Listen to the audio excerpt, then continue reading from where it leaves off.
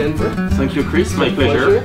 Benoit, and we're here from Moët Chandon, and all the way from France, and we're going to be having a treat. We're going to get to taste some champagne here. It's a little bit after 11 in the morning, and I'm excited about that. 11 is always the best time to taste champagne for the first time in the day. Actually, it's the time where we do our tastings in Champagne, because it's when you are the most ready and open to appreciate champagne. I've heard that, actually. Ooh, wonderful. And yeah, definitely there is some.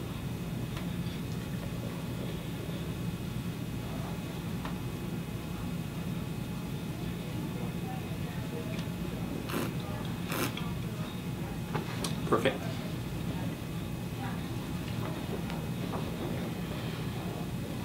So what are we tasting here? We start with Moët Imperial. Moët Imperial is the flagship of Moët Chandon, and it is a style that has been around for a while, but for some time, as you know, in the US, the most loved label of Moët Chandon was White Star, and some years ago we decided to make evolve the style of our flagship in the United States, and to reintroduce to the United States Moët Imperial, that is our international flagship. Can't wait to taste. Oh, those bubbles.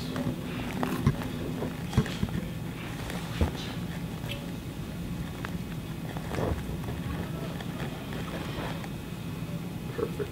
Delicious.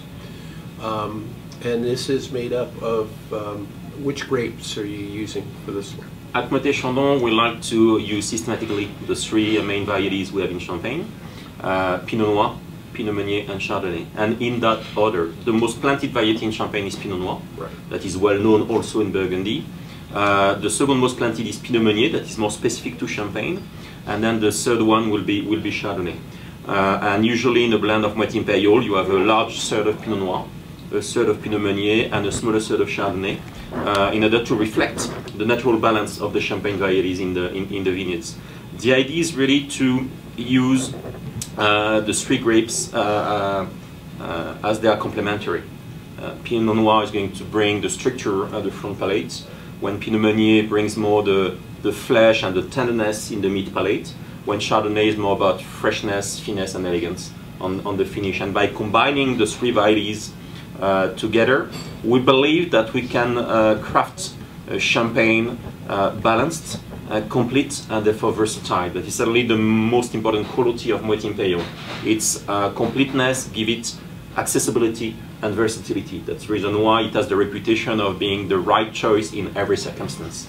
So is the blend equal amounts, or is there more of one grape than there is always a little bit more of Pinot Noir and a little bit less of Chardonnay. Okay, it's because it's the way the three grapes are planted in Champagne, and we want Moët Imperial to express Champagne as a whole. It's not driven by one variety or one village or one region. We really want to blend it as largely as possible.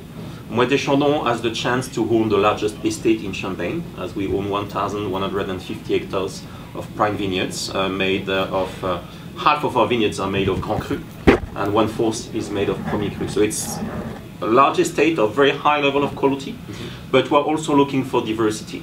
And overall, when we combine our own estate plus our grape supply, as we buy grapes to local growers, we have access to about 2/3 of the Champagne villages.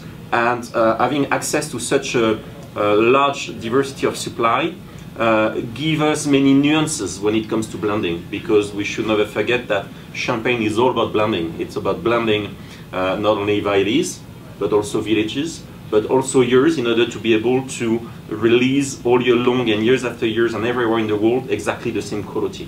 You know, the success of Champagne is really based on that deal between the maker and the consumer, that we will always share together the same style and exactly the same quality of Moët Chandon.